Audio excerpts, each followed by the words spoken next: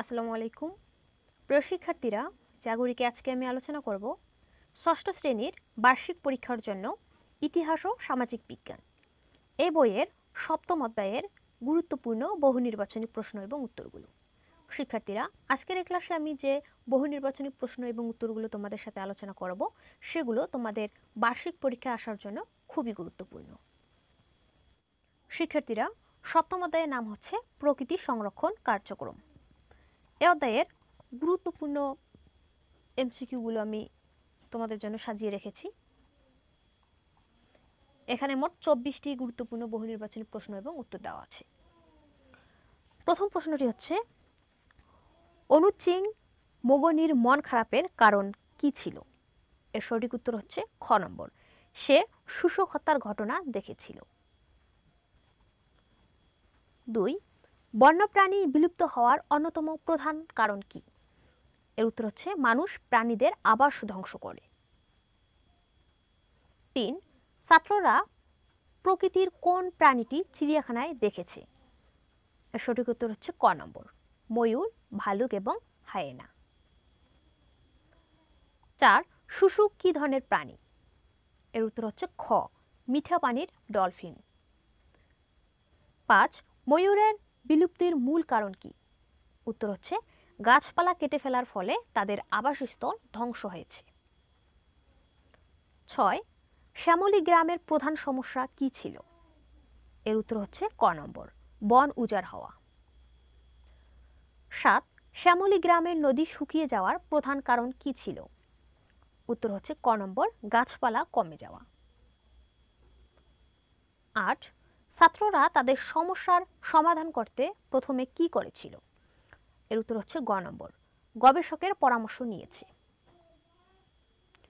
9, ছাত্ররা কিভাবে শ্যামলী গ্রামের সমস্যা সমাধান করেছিল? উত্তর হচ্ছে খ, নেকড়ে পুনরায় বনে ছেড়ে দিয়ে। 10, ক্লাবের কাজ কি হতে পারে?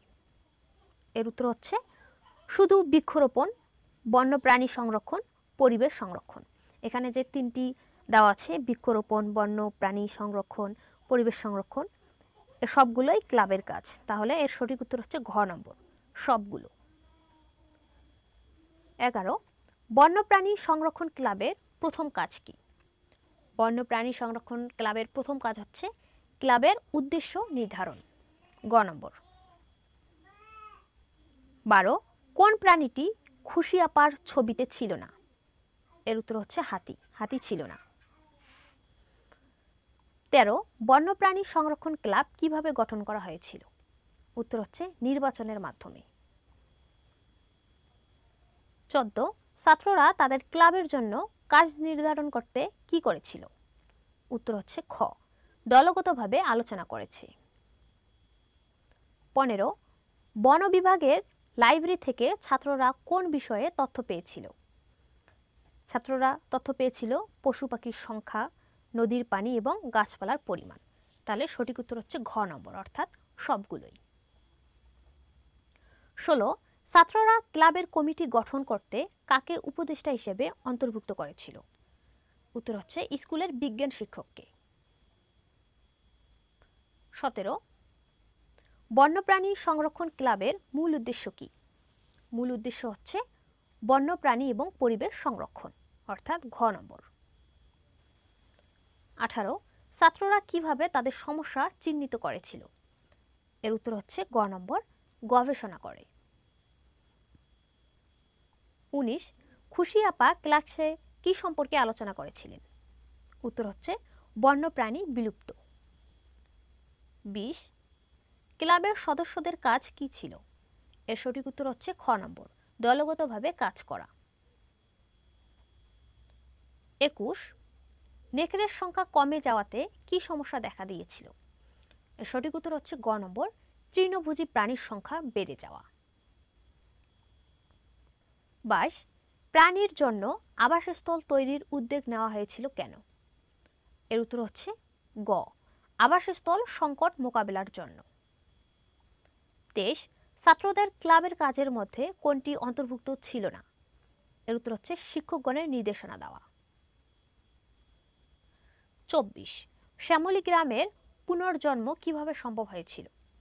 সঠিক উত্তর হচ্ছে ছাত্রদের ক্লাবের উদ্যোগে। শিক্ষার্থীরা, তোমাদের সপ্তম অধ্যায় অর্থাৎ প্রকৃতি সংরক্ষণ কার্যক্রম এ অধ্যায়ের গুরুত্বপূর্ণ 24টি বহু নির্বাচনী প্রশ্ন এবং উত্তর আলোচনা করলাম।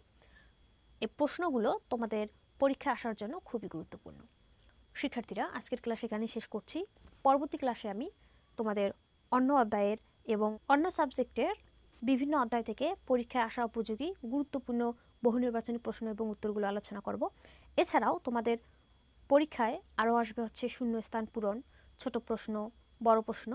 এর প্রতিটি টপিক আমি সুন্দর করে তোমাদের সাথে আলোচনা করব। শিক্ষার্থীরা, পরবর্তী সেই ক্লাসগুলো যেন মিস না হয়, সেই ক্লাসগুলো আপলোড হওয়ার সঙ্গে সঙ্গেই যেন তোমরা পেয়ে যাও, এজন্য আমাদের এই জাগরিক ইউটিউব চ্যানেলটি সাবস্ক্রাইব করে রেখো।